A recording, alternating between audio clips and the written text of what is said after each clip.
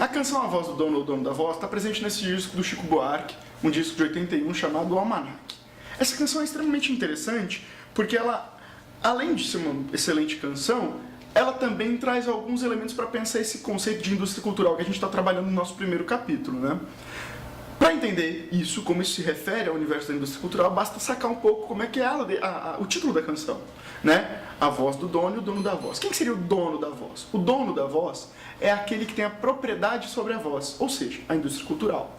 A voz do dono é aquele que é a voz que é a posse da indústria cultural, portanto, o artista. É nessa relação que se estabelece a própria indústria cultural. Uma relação que, como o próprio Chico Buarque diz aqui na letra, não é? Diz assim: casal igual a nós, de entrega e de abandono, de guerra e paz, contras e prós. O que ele está querendo chamar a atenção, né? É que ambos são dependentes uns do outro. A indústria do artista e vice-versa, né? O artista da indústria. E mais, essa relação, ela é uma relação muitas vezes de tensão, de conflito, porque cada um tem seus próprios interesses, mas também é uma relação de complementaridade. O artista necessita da indústria para ter seu trabalho promovido, às vezes, não é? E muitas vezes, e com certeza, perdão, a indústria necessita do trabalho do artista, que é o seu produto, sua principal mercadoria. Bem, uma outra coisa que é muito legal de a gente pensar aqui dentro dessa canção que a gente está vendo dentro desse disco é o seguinte. Olha só que interessante, o Chico Buarque está gravando uma canção por uma gravadora e nessa canção ele vai discutir o quê? A relação do artista com a gravadora. Isso é uma contradição primorosa dentro da ideia da canção, né? Porque você fala, não, eu quero gravar uma canção para falar mal de você, para falar o tanto que é difícil conviver com você, gravadora. E aí parece que a gente só está falando de uma pequena desavença que ele tem na trajetória dele enquanto artista. E realmente isso aconteceu. O Chico Buarque, antes de lançar esse disco, ele estava tendo um problema com a antiga gravadora dele, que era a Polygram. A Polygram, que era um selo vinculado à Philips e com o qual ele queria romper contrato para entrar numa outra gravadora, que era a Ariola. Isso acabou causando todo um problema que inclusive botou em risco a própria existência desse disco aqui. E nisso aí acabou se atrasando os prazos de gravação, a possibilidade de realmente fazer com que o álbum acontecesse.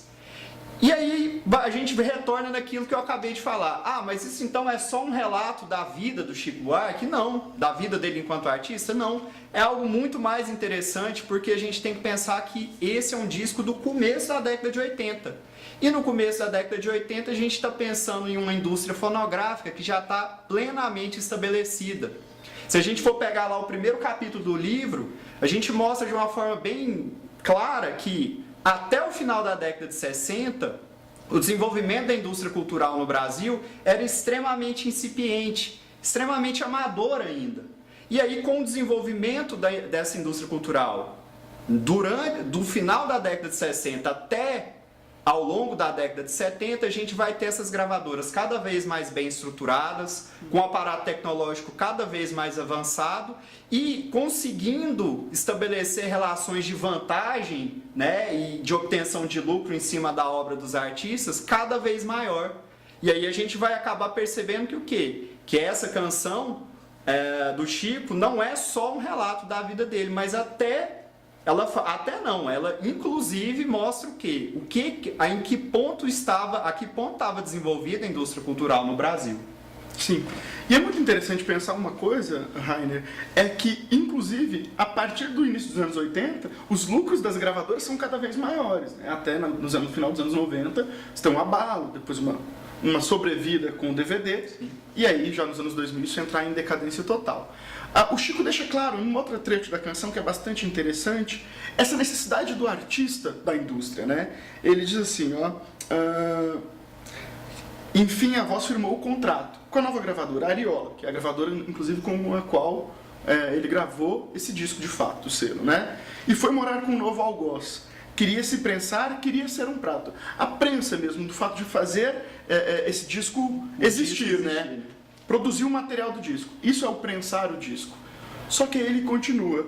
Queria se prensar, queria ser um prato, girar e se esquecer veloz. Porque uma outra característica da indústria cultural é que os produtos vinculados a ela, eles têm uma sobrevida curta, né? A mercadoria vai, é lançada, faz sucesso, é vendida e logo depois um novo hit, uma nova música, um novo disco vem para substituí-la e gerar novos lucros, novos rendimentos para a indústria cultural e também para o artista, obviamente.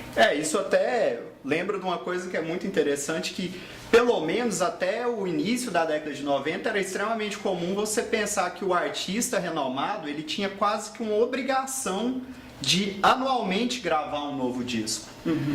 Porque a gente hoje vive na época da internet, então o artista hoje tem várias formas de estar se promovendo, né? O artista faz um post no Facebook e ele vira notícia e ele está ali se promovendo a figura, a imagem dele, o nome dele de alguma forma.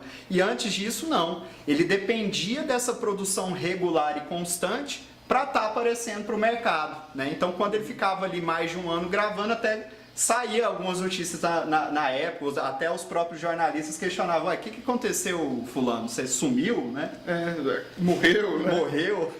E só para terminar, um último tópico que eu acho extremamente interessante da letra, depois vocês podem pegar aí do lado, não é? É o seguinte, ele termina assim: o que é bom para o dono é bom para a voz. Então o que é bom para a indústria é bom para o artista, a voz enquanto artista.